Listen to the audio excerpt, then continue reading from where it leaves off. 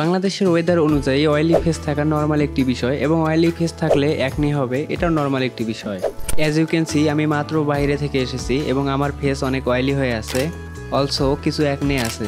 এই oily face আর acne prone স্কিনের জন্য বেস্ট একটি প্রোডাক্ট হচ্ছে স্যাসলিক ডিএস 2% স্যালিসিলিক অ্যাসিড। এটাতে 2% স্যালিসিলিক অ্যাসিড আছে যেটা ত্বকের ব্রণগুলোকে দূর করে দিবে এবং অয়েলি ফেস থেকে অয়েল রিমুভ করে দিবে, কিন্তু ফেসকে ডিহাইড্রেট করবে না, ফেস হাইড্রেটেড রাখবে।